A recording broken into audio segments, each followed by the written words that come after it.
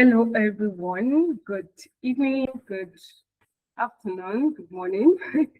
Good day, everyone. Welcome to another episode of the Intentional Living Podcast. This is episode 2. We had a blast last week, and I look forward. I'm excited. I'm eager for this episode, especially because of many things. Okay, so let's not run ahead of ourselves. On this episode, we will be discussing leadership. It's a build up from the last episode where we spoke about self leadership. Today, we'll be discussing the people that hold teams together, people that help visionaries that help teams, stay focused on goals and visions. And there's no better person to talk about this than the man building an organization for visionaries himself, Israel Adeloye. Israel Adeloye is an elite leadership coach, a consultant, and a tech visionary committed to raising leaders who will drive African and global prosperity. As president of Visionary Leadership Academy, he designs leadership systems for organizations.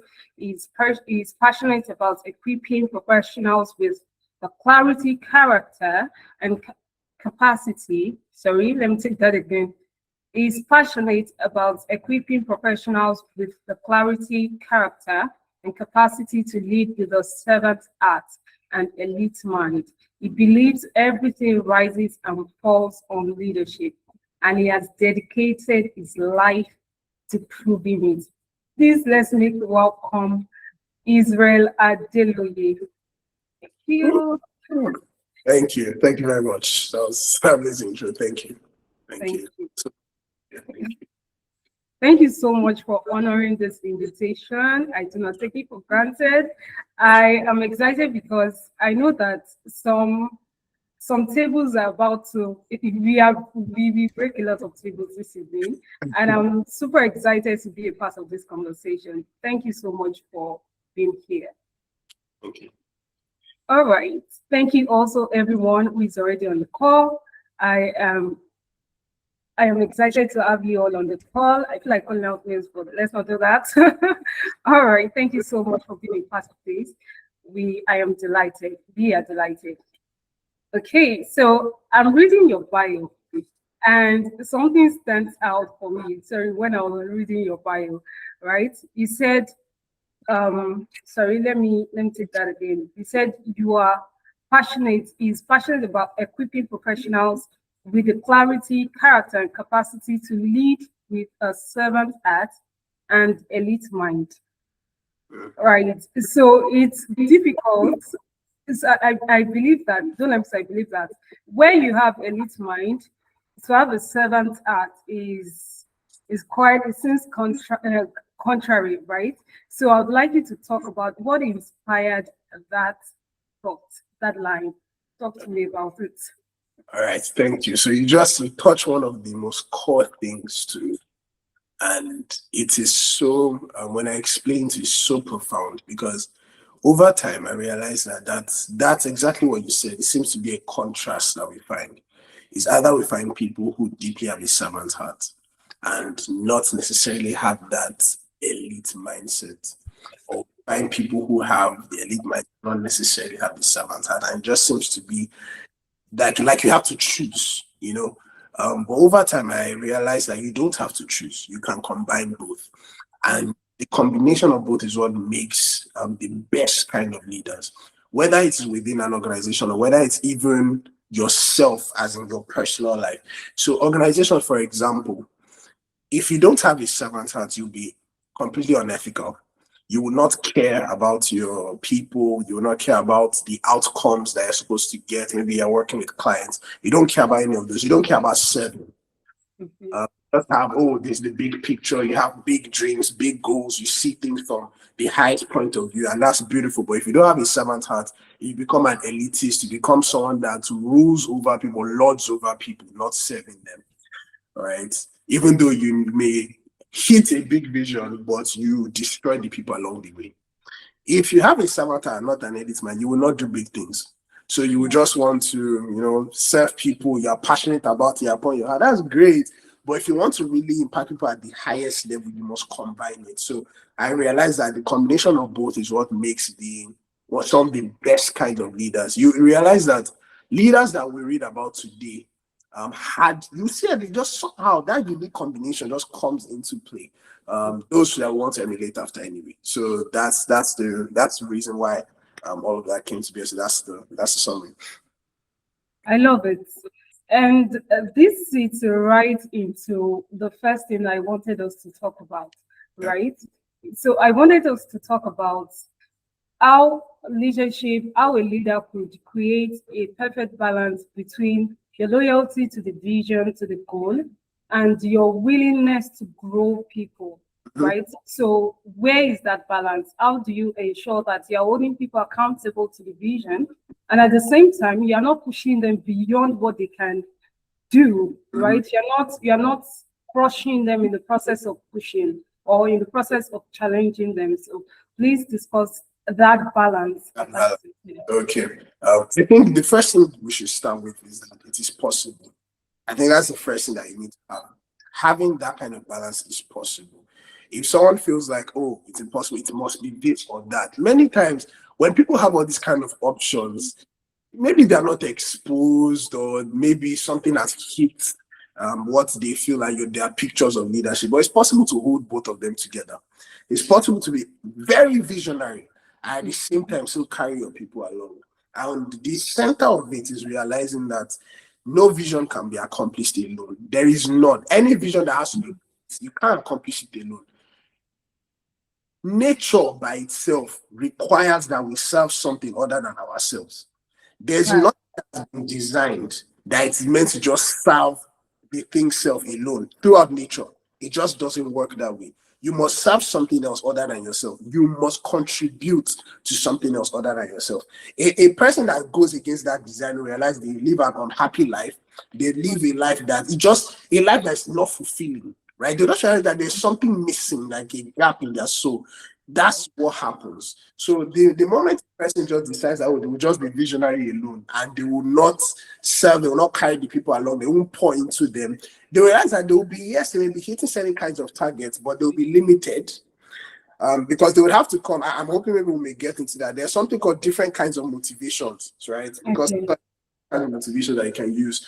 So you'll be using the wrong kinds of motivations, and the people will be destroyed along the way. And when you get to certain points, because you even get to the maximum end, it's not possible to get to the absolute desired outcome without your people. No matter what, if you leave the people behind, you won't get to that point. You will get to a shadow of it. You won't get to the real thing, because people are always required for vision. So what I tell people is this: if you're a leader and you decide, okay, this is something grand, this is the vision, this is the purpose. Yes, you have to be disciplined about it and everything. But a leader's job, okay, this may sound interesting, but let me put it down, because there are different categories of people listening to me.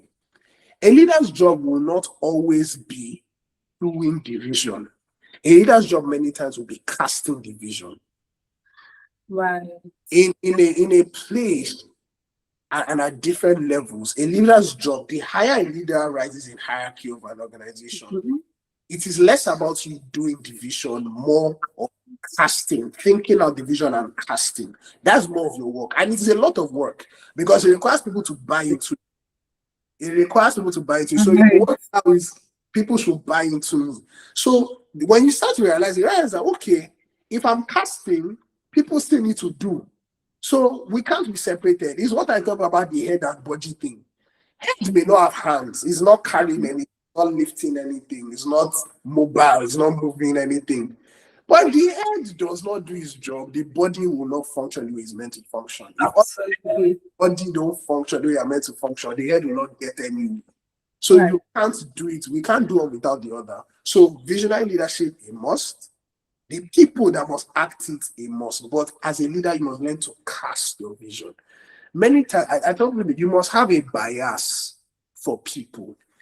Because we live in a world where sometimes we want to be critical of people and all of that. But you should have a bias that people usually, if they already came to you, people will usually desire to already be part of it and want to take action on it. So you need to have that bias, unless proven otherwise, which you can now do other things like exit them, kind of exit them from the organization, all of that. But you must have the bias first of all, that the desire to. So if it's most like, oh, maybe I'm not clear enough, maybe they don't yet understand it. So when you have that bias, it allows you that the first line of thinking would be, oh, maybe I'm not casting this thing well enough. That's why they're not running with it. So that's when you have that, you realize that you are focused on the vision, you are casting it, people are helping you run with it. That's how that relationship works. Right.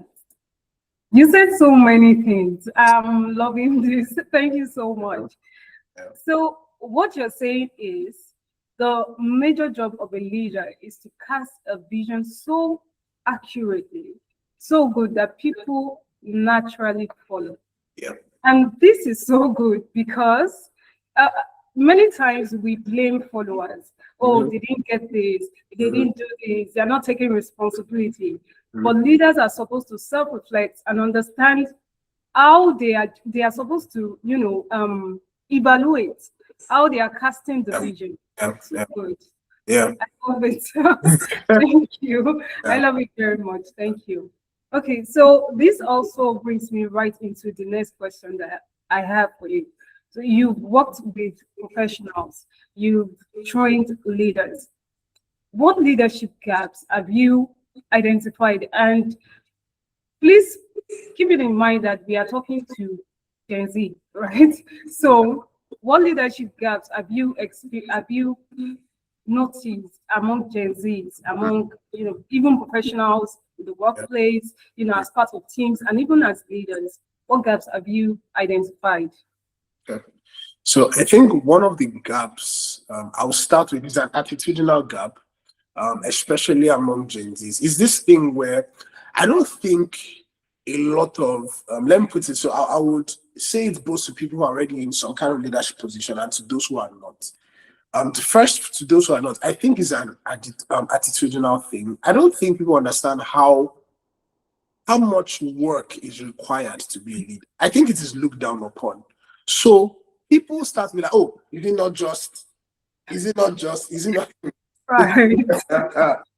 Hey, I laugh in the Holy Ghost. Is it not just I can assure a leader's work is a lot, because you see, the whole point of leadership is that you are taking responsibility for the outcome, whether good or bad. That amount of work, I don't know if anyone has seen someone under the weight of mental load before or emotional load. It looks like the person is literally bodily sick. It looks that way. So you realize that, wait, this thing that is mental, this thing that is emotional, it actually has a literal effect on a person's life. So leadership is not a small thing. And a lot of times, I told Gen Z to give your leaders, like, cut them some slack. Cut them some slack. It is not a small thing to be a leader. When you start doing that and you are more empathetic towards them, you start to realize it gives you the position where you are able to filter in, taking the good and filter out the excesses. But when you don't have that bias, you just say, oh, they're just that.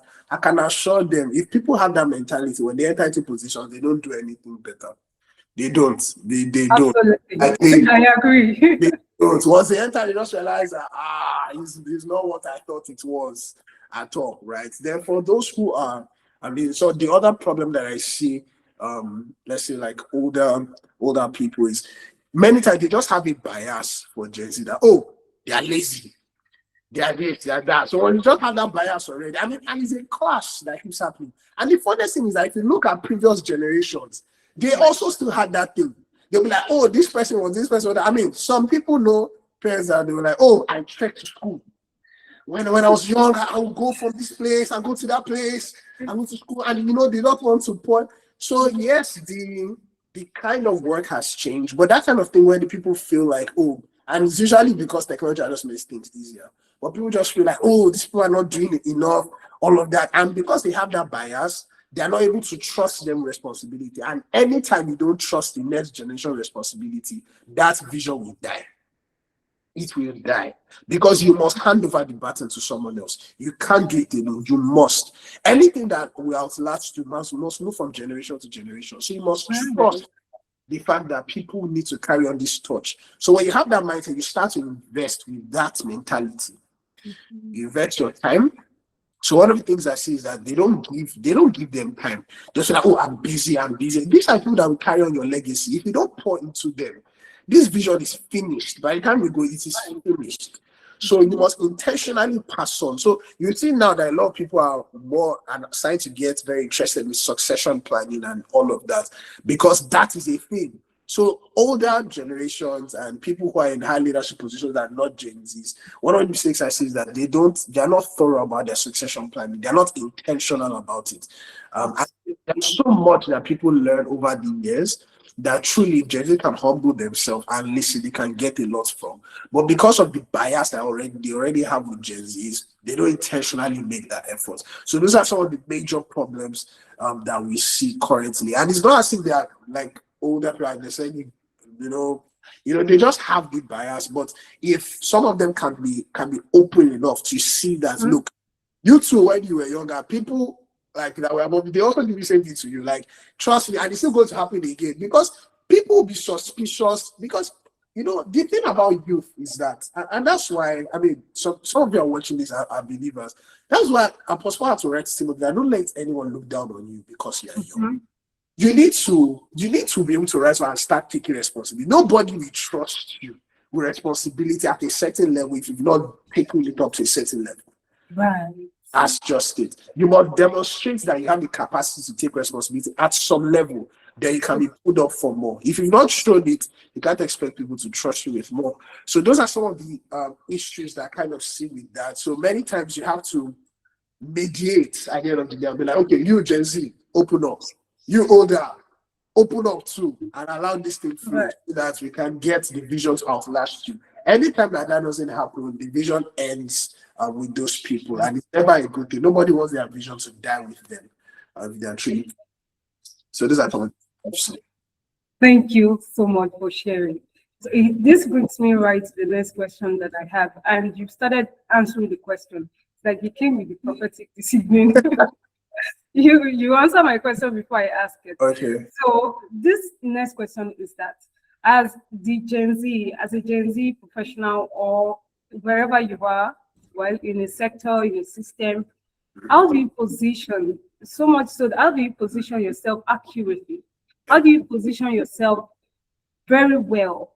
So much that people start to trust you. And when I say people, I mean the older generation, probably at a place of work, that your boss can trust you with responsibilities, that they believe that what you bring to the table is worth listening to and worth, leveraging on. So how do we position? Because at this point, it's difficult to start correcting those that, but we can still, there's a way that we can culture ourselves in a way that we become more acceptable. They become more open to pouring to us. So what's your advice to that young person, willing and open to learn, but does not have access, is being looked down on? What are they supposed to do to position for access and then to position for wisdom in that regard? Okay, beautiful. So I'll start with an interesting angle.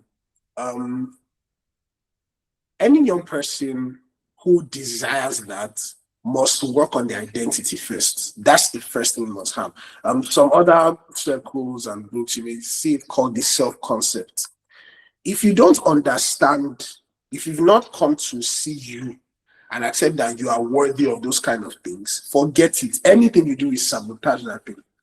You will not, your words will sabotage it, your actions will sabotage it. You will not get there. Because the moment you don't see yourself, and sometimes I tell some of my mentees this thing, you must see yourself as worthy of sitting on that table. Yes, you honor those that are sitting on the table. Yes, you pay them their due respect because they have worked and they have labored, so you must honor them. But you must see yourself as worthy of sitting on that table. If you don't, you never get there, because the entire everything around you will keep sabotaging it, and you will not even realize. So the first thing was, you want to work on your self-concept, your identity. How do you see yourself? Do you see yourself as worthy of that? How do you really see yourself? So that needs to be worked on. You need to work on your identity, understand really who you are, that you're worthy of those kind of things. Right. And that has been worked on and that has been accepted. You say, okay, this is me, I'm accepting this. What starts to happen is that the lens by which you interpret some of the actions starts to change. So instead of looking at them and generally maybe just look at other people, or younger people look at other people with a condescending mind that, oh, they don't know what they are doing, everything, you start to interpret it in a different light. You start to interpret it. It's like a whole world. You just look at the world through an entirely new lens. But when you don't see yourself as worthy of that table, so it's just, for example, how a colleague can be talking to you and a colleague can discuss with you and give you advice. When you is that same mindset, you are not looking at, oh, I'm trying to attack. You're actually, oh, what is the best way I can get this in across? But if you don't have that self-concept, all of that is gone down the drain. Right. So one of the things that you must hone that. The second thing that a person must do is, so there is. I mean, this is cultural context, right? Wherever you are in the world, there's context to how elder or older people behave. Now, there was a time I worked in a big four accounting firm, one of the big fours, and in that place, first name basis is allowed.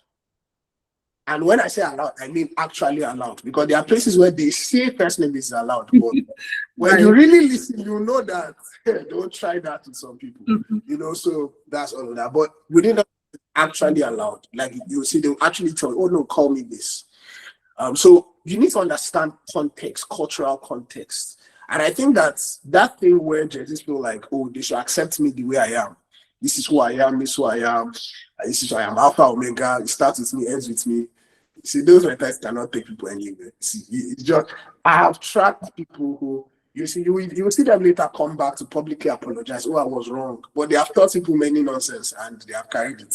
But anyway, don't be that kind of person. You need to understand cultural context and be flexible to lean into the cultural context. It doesn't make you, people say like, oh, I must stand for who I am, all of that. Yes, there are certain things that are pillar to you, but there are certain things that you can still shift on. Sorry, give me a moment.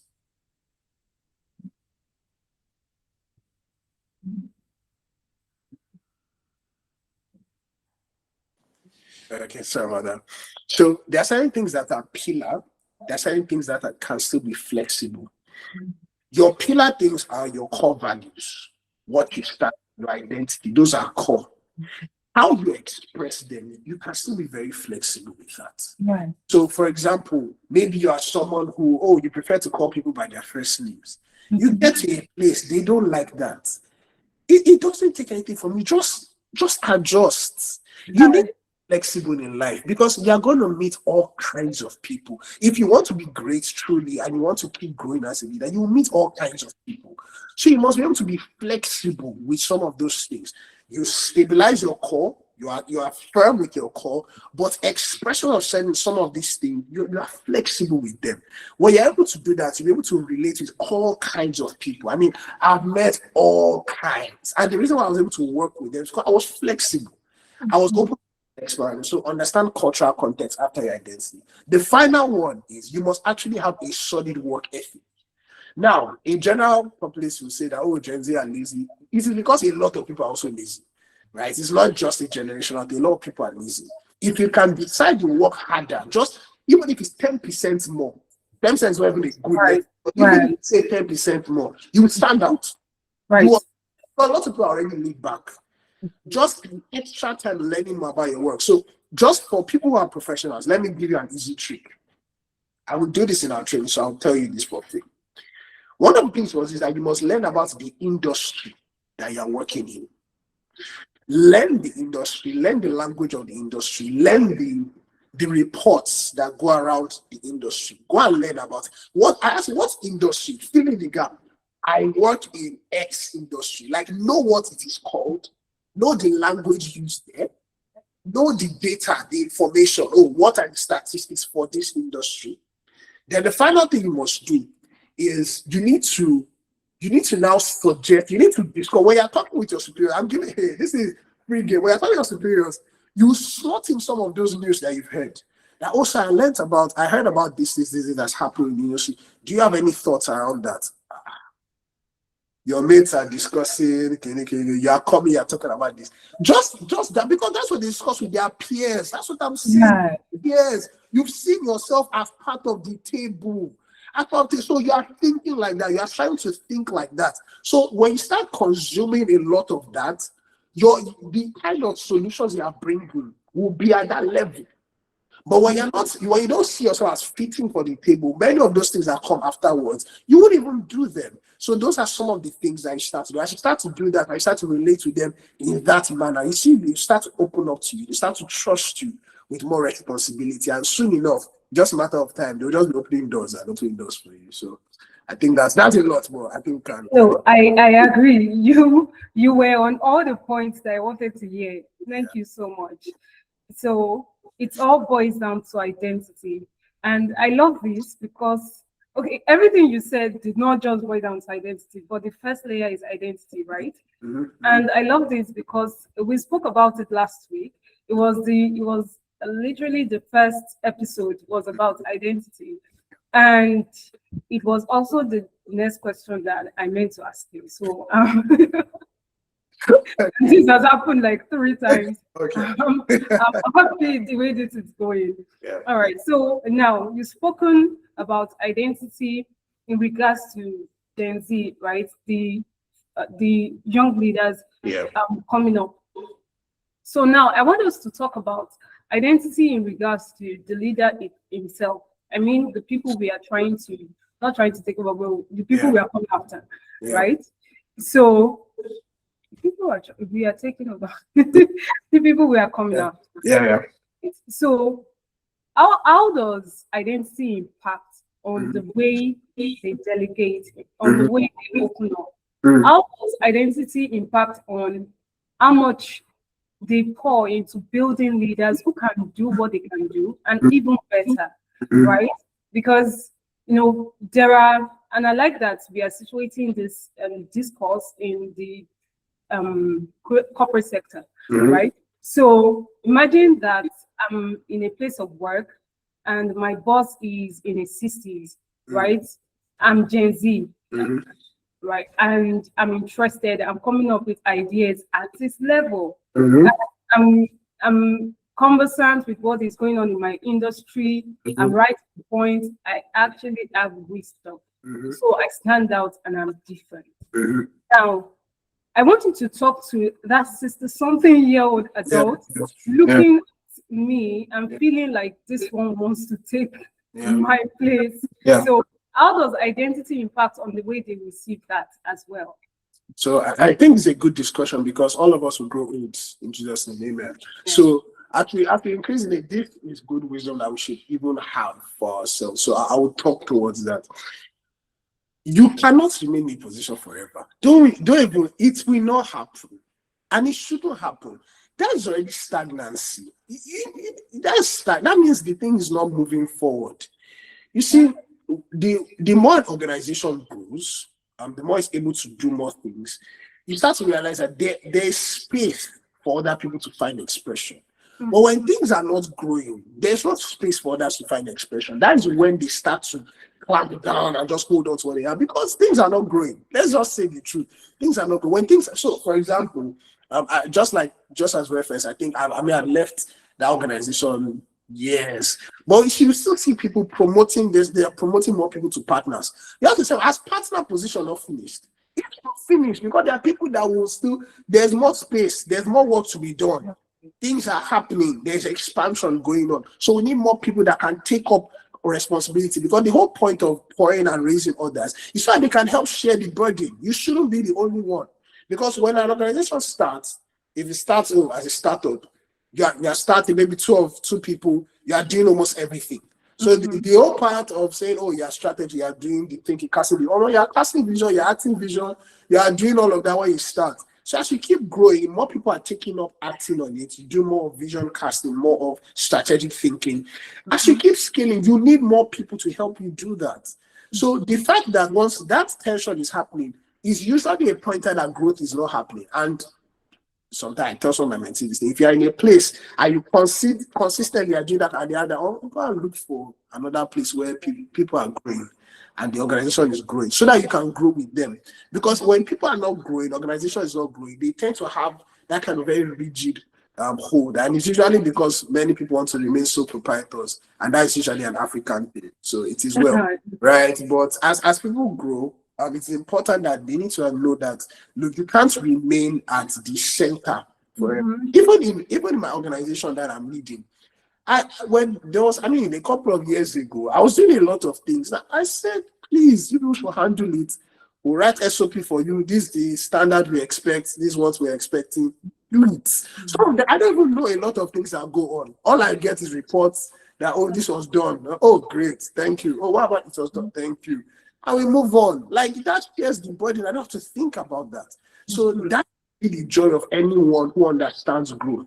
Usually it's because maybe they weren't nurtured as they started out. So maybe they have to pull themselves up, and that kind of trauma is living rent-free in their mind. So they end up pouring that as well.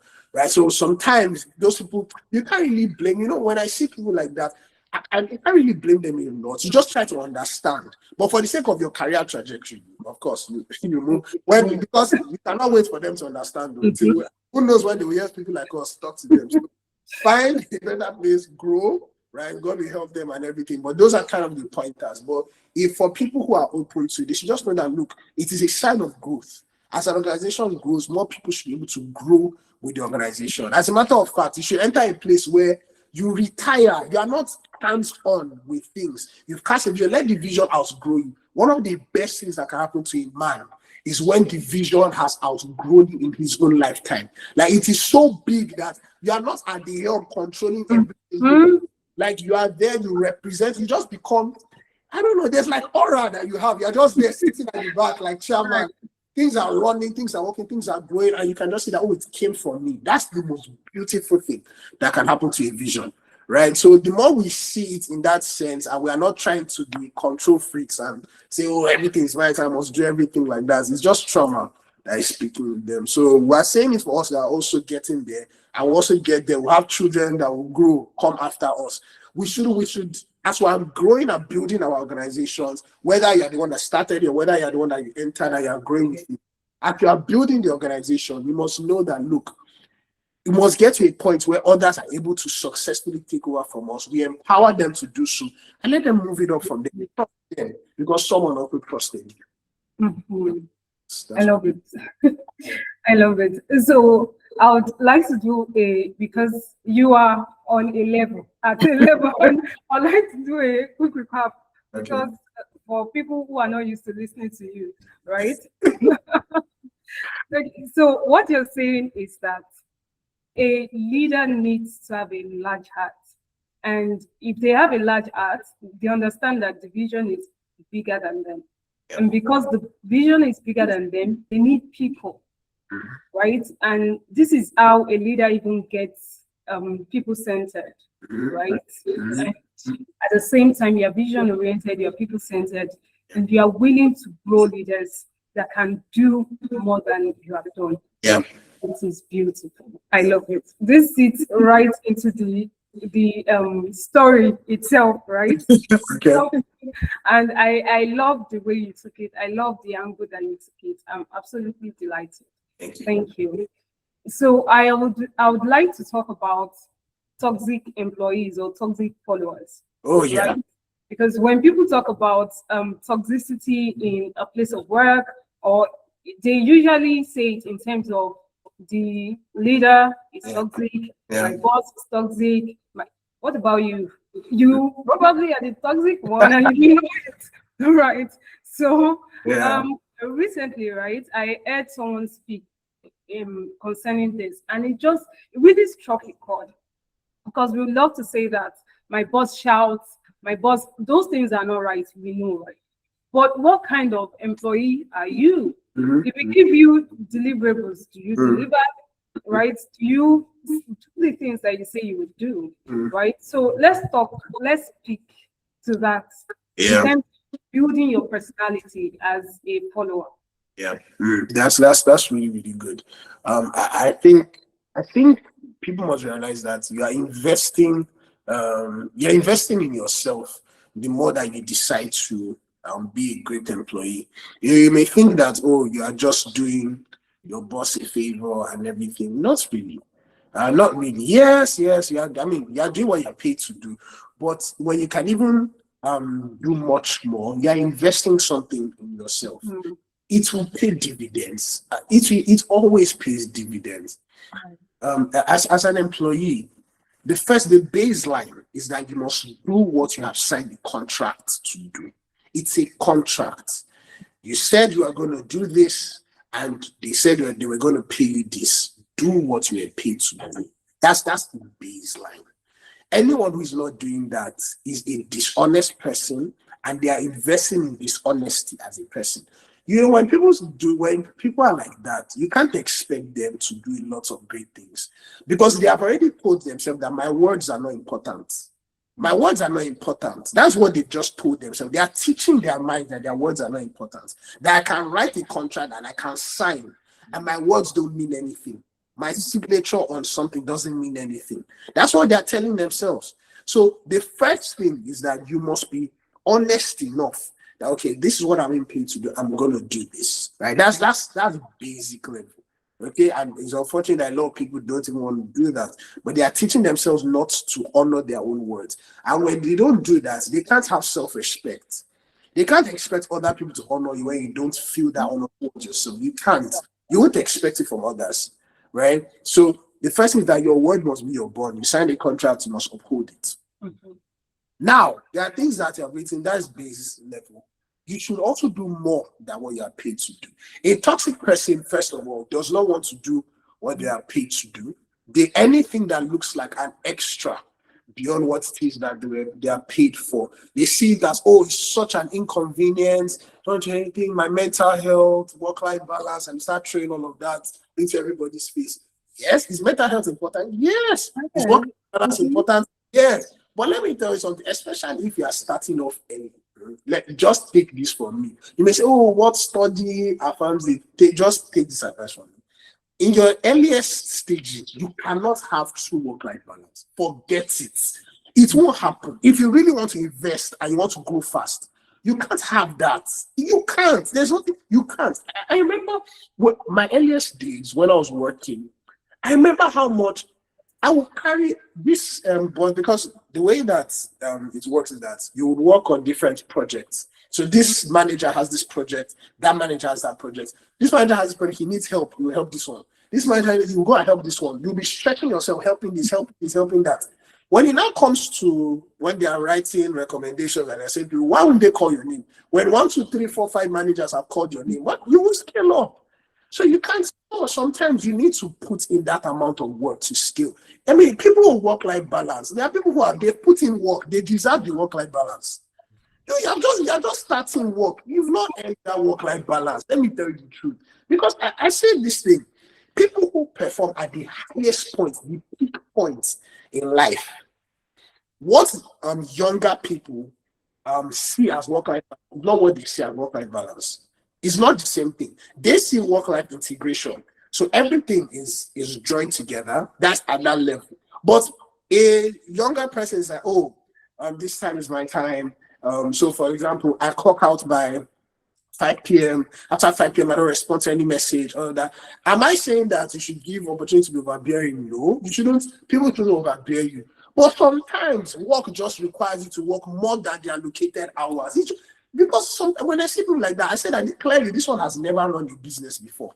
Clearly, like it's clear you have not run a business before. So sometimes, and now, obviously, people are there, you shouldn't be overbearing. But there are some times where there will be some projects that require you to work extra hours. They're just, I mean, even you when you were in school, didn't you have to read extra hours for some things? There are some things that require a little bit more effort. During the exam period, you read more than usual. So obviously, you can't expect that maybe during you're closing financial year, you expect that you will work a little bit more for that period. It's just what it is. It's just what it is. And if you've not set systems that would help you when that time comes, well, you face the brunt when that happens. So it's just important that what you're paid for, do that. But a little bit more, do more than what was expected. Start doing that. And like I told you, I said most people they would not even do a lot, talk less of doing what they're paid for. So if you just do just a little bit above that, it doesn't need to be a lot. I would encourage you to do a lot so that the bar is really high. But even if you do a little just beyond that, you start realizing that you just become very significant. That's what makes you to become non-toxic. Because when you're that kind of person, you start to set the standard for others. So others begin to look at you. They don't have an excuse anymore. They don't have an excuse anymore. They know that these capabilities are in them too, so they don't have an excuse. Right? So those are some of the things that make a person to be toxic. As a follower, as someone who is working within an organization or even within any kind of team, you should be someone who takes responsibility to carry the weight. You know, people sometimes look like, oh, I'm doing this, I'm doing that. Where's my own? They are not paying. Forget all those ones first. You are doing something to yourself. Mm-hmm. When I look at some of the top professionals in the world, I know about a lot of them. When I read about them, one of the things that I always see is that they do beyond. It is always beyond. This is the standard they do beyond. So that life that people are imagining, I want to do something for you now. That life you imagine where you're just sipping mocktail and you're just lounging on the beach 24/7 and it's just chatting in your accounts, you don't do anything. It doesn't exist, guys. It doesn't, I promise you, it doesn't exist. Somebody is working for things to work. It's just, it doesn't exist. So don't be that employee where you're feeling, oh, my boss is doing that, so I don't need to do anything. They are doing this, so I'm going to do this. No, invest in your personality because you will not be there forever. And you want to carry that formed personality somewhere else. And I can guarantee you, if it is not well rewarded where you are, usually when you go somewhere else, it becomes extremely well rewarded. Yeah. Absolutely. Wow. No, yes. No. I love it. I'm enjoying this. So, and I believe that this is value, right? This is what people pay for. So, absolutely, feel free to express. Thank you so much for that, right? And finally, I want us to talk towards leaders, right? How do you mentioned that mental weight that you have because right, you're a leader, you have responsibility. You have responsibility towards people, you have responsibility sometimes towards IOs, right? And then to the vision itself. So how do you ensure that you're bearing that weight of responsibility? Sometimes you are being pressurized and you don't want to leak that. You don't want to bleed on your followers or your teammates. Or how do you ensure that balance so that you don't become the kind of person that bleeds on your teammates? Now, let me paint a scenario. A team lead goes to the board meeting, comes out of the board meeting and becomes somebody else entirely. You don't know what I went through. I just said, how do you manage that pressure that is coming from? Sometimes we don't even have IOPS. It's just the way of the vision. How do you create a good balance so that you are well regulated and lead on others? How do you do that? Okay, thank you for that. I've had an experience. I think probably the most vivid kind of experience when that happened to me. It was one time when I was in university. There was a particular conference that had to be done and in school, and I was in charge of lots of teams, and we had to hold it. It was for primary and secondary school students, and we had to hold it in school. I think there's someone on this call that worked with me in that period, so maybe they may remember what happened. It didn't go well, to say the least. It didn't go well. It did not go according to plan. It didn't go well, and I was not happy. And I was also accountable to someone else. We're out there, and I had to go and talk and explain, and I connected. So everything just poured it, and I had to take it. A leader's job is to take it. You see, if you want to be a leader, you must be able to. You know that thing where you stop the weight of the fall. So if you are kind people, it is you that will hit the ground. The people you soften their. A leader, you bear the weight of the responsibility. It is not for them. If the glory comes, it is still you that it is going to go to. Right. So when the other one comes too, you take it. You have to take it. The same way you take it, you're feeling good that this team and the team lead, thank you so much. Your team did it, thank you. And you're happy. When the other one, you take it like that. It's just what leadership is. And one of the things that you can do, systems you can do is, first of all, you should have, so for corporate professionals particularly, you should have people outside of work. You should have friends, people that you can talk to outside of work, that you can just share some of the things that are going through. You have people within church, share some of the things that are going through. You need to offload in some way, but you need to offload it. Right, you have a partner, talk to them about, oh, this was happening. Just offload in some way. It helps just clear your heart, because sometimes you may be holding, you just need someone to just point, right? And those people just go there, just point out to someone, but you must be able to hold it enough. But you must have somewhere and where you point that to. It is really, really important. I think that a lot of leaders, many times they don't. People who are like that usually don't have friends they can share things with, or you don't have a partner that they can share things with. That's when usually things like that. Yeah, just when you don't have people that you can pour into, that you can lean on when those times happen. So it is usually people where only higher up, only people below. So there's none at that, level. Point and say, guys, this is what I'm going through. I just talk to them, oh, it's going to be like, don't worry. Yeah, you got this, you can do it. You can just encourage you. Sometimes it's just a little encouragement that you need, right? But you need that from your peers. You don't go looking that from those who you are leading. Obviously, people cannot give encouragement. So that's what your job is to show those people, is to show them results. So so you need to have those kind of people that you point to. It is really, really important as a leader. You must have it. You must have the more you have those kind of people, the stronger and farther you can go, and you can regulate yourself with the people you are pouring into. It's really important. Really important. Yeah. I love it. Thank you very much.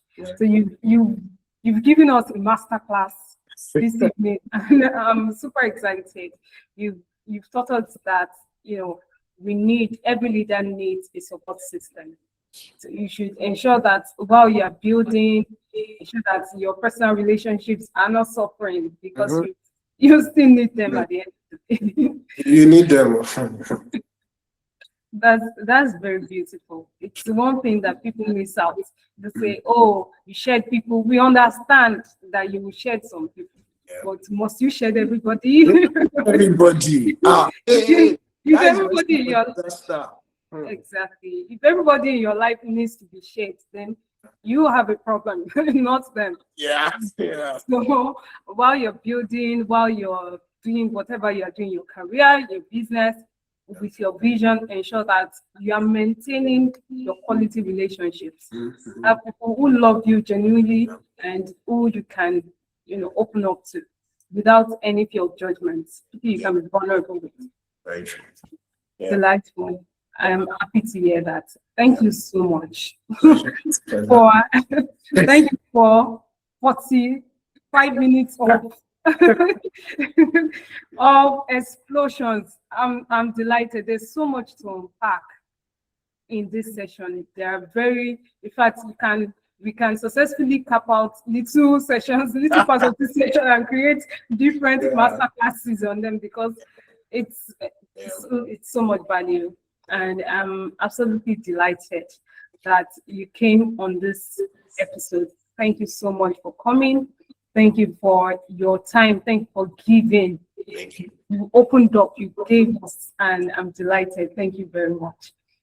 Thank you so much, everyone, as well, for joining this. Please let's do a general thank you to our guest. Thank you very much. Thank you. This was very exceedingly valuable. I'm happy to listen. I'm going back to listen again, definitely. Thank you. All right, so thank you so much, everyone. Like I said, this is episode 3 out of 10 power-packed episodes. You want to stay on, trust me. That's just what everyone who is speaking on each of these episodes, everyone was specially, carefully curated, and you want to be a part of each of the episodes. So by this time next week, also we'll be airing another episode, and you want to be a part of it. All right, so I said this is part 3 of 10 episodes before we release the book itself, and the book is Injury. So very soon we are going to release the the wait list and you want to be a part of it, stay tuned, stay connected. I am Tolulope Matthew. I'm a writer, an author. I'm the author of the book, and I'm an editor as well. I'm a coach as well. So I coach people who want to write and finish their books. All right, till I come your way again next week with another Power Packs episode.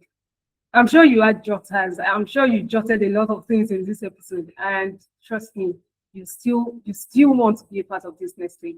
All right, till I come your way again. I remain Tolulope Matthew. You can catch up previous episodes on YouTube. The YouTube, let me put it in the comment section. Sorry, the YouTube channel.